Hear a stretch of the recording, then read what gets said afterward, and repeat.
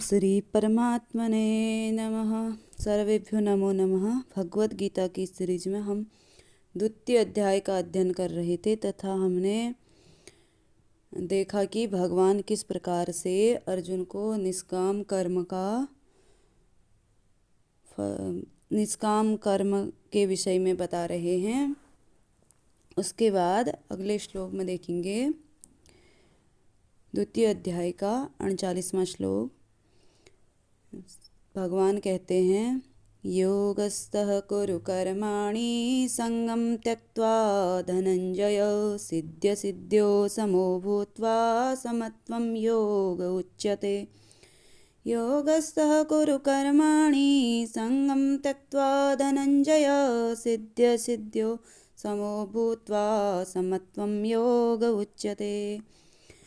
भगवान कह रहे हैं, हे धनंजय, हे अर्जुन, आसक्ति को छोड़ करके समत्व भाव से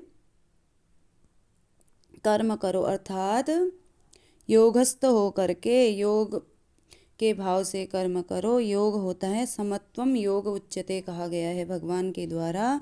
तो सिद्धि और असिद्धि अर्थात उस कर्म को करने में यदि तुम्हें सफलता मिले अथवा न मिले, उस भाव से, समत्व भाव से सफलता और असफलता में एक ही प्रकार का भाव रख करके कर्म को करो। उसके बाद आगे कहते हैं भगवान, दूरेण ह्यवरः कर्म बुद्धियोगात् धनंजय बुद्धौ शरणम् अन्विच्य कर्मणा फलहेतवः। दूरेण ह्यवरः कर्म बुद्धियोगात् धनंजय बुद्धौ शरणम् अन्विच्य कृपणा फलहेतवः। अब भगवान कहते हैं, इस समत्व रूप बुद्धि योग से सकाम कर्म जो है वो अत्यंत ही निम्न श्रेणी का है। इसलिए हे धनंजय, समबुद्धि में रक्षा का उपाय ढूंढ, अर्थात बुद्धि योग का आश्रय ग्रहण कर, क्योंकि फल का हेतु बनने वाले अत्यंत दीन होते हैं। कृपणा फल हेतवः कहा गया है। जो फल का हेतु बनते हैं, जो सोचते हैं कि मेरे जो ये कर्म का फल है ये मेरे लिए है, अथवा मैं ये जो कर्म कर रहा हूँ इसका हेतु मैं हूँ, इसका कारण मैं हूँ, तो वो लोग जो होते हैं अत्यंत दीनहीन हो जाते हैं। इसलिए बुद्धि की शरण में जाकर, अर्थात समबुद्धि, सिद्धि और असिद्धि में समान भाव रखते हुए समत्व भाव से युक्त बुद्धि का उपयोग करके कर्म को करना चाहिए।